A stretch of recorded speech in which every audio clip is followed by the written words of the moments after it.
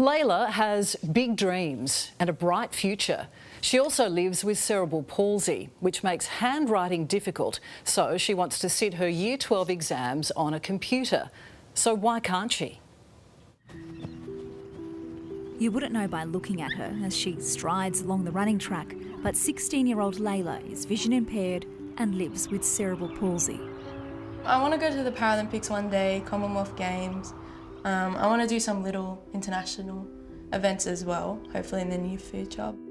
Layla's cerebral palsy affects mainly her right side, impacting the function of her arms and legs, making Layla more prone to tripping when walking or running. But Mum Sam says it won't stop her. Sam, no doubt Layla has had challenges that she's had to overcome throughout her life. How has it been watching her overcome those hurdles?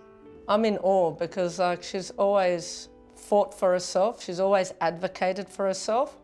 I mean, I'm talking about on track and in education and all that. And she's one that doesn't want to give up. Layla might be great at running, but she says she's lousy at writing. Day to day, how does your disability impact you? In writing, it would take me longer to write than the average person, and my writing would be more illegible or harder to read, and obviously it will cause me more pain when writing. But throughout my time at school, I've been using my laptop for all my assessments.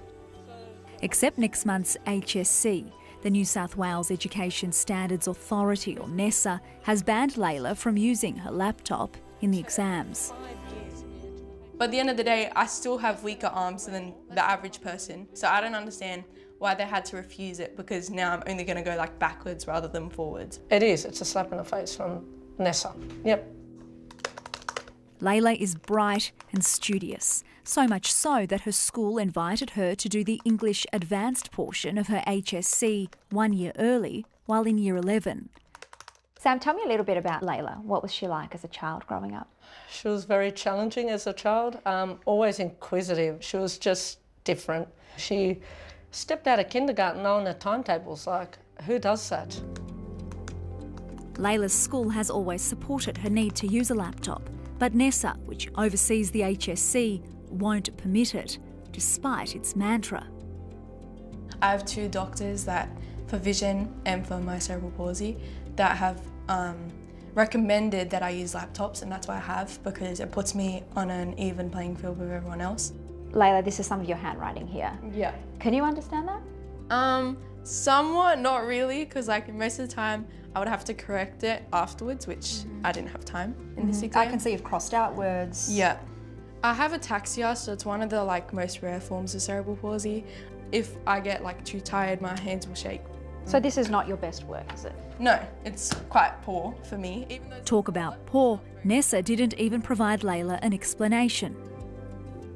And we've provided reports from the vision ophthalmologist, we've provided reports from the paediatrician that's been with her for a while, we've provided reports from an OT who was here for 3 hours and still said no. A NESA spokesperson told A Current Affair that the organisation focuses on the impact of the disability on how a student functions in an exam setting and has offered Layla a scribe and extra time. You weren't planning on cheating, were you, using a laptop? No, never, no. I've always had all my exams, they turn off the spell check and teachers watch, and it's their laptop anyways.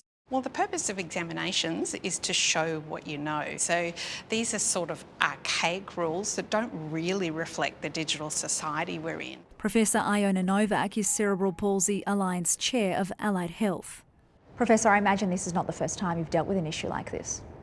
In my career, I've dealt with hundreds of students who cannot access the curriculum physically because of their physical disability. We don't ask any student in New South Wales to leave their glasses or their hearing aids behind in case they have an unfair advantage during the examination. So if you have a physical disability and can't handwrite, typing seems like an obvious digital solution in this era. She's certainly a high achiever, isn't she, Layla? Yes, she is. She doesn't let the disability get in the way, and she is wanting to send out a message that disabled people can achieve things. I have an international classification in athletics because I'm disabled enough to compete with disabled people on the world stage. I think NESA should be able to tell me that too, because at the end of the day, I'm the same person on the track that I am at school. Layla hopes to study law when she graduates school next year, but she's worried she won't get the marks unless she can do her exams the only way she knows how, on a laptop. I think my message to Nessa is like, if you're gonna say you're inclusive, like live by it, because you're knocking people with disabilities back, and that's why a lot of people who are disabled drop out of school, because there's no help for them. This situation is absolutely ludicrous, but Nessa won't budge. And what's so ironic is that HSC exams are going online in a matter of years anyway, with some English subjects ditching pen and paper from 2027. There is a simple fix to this. Let Layla sit her exams on a laptop. This is a rule that needs to be broken.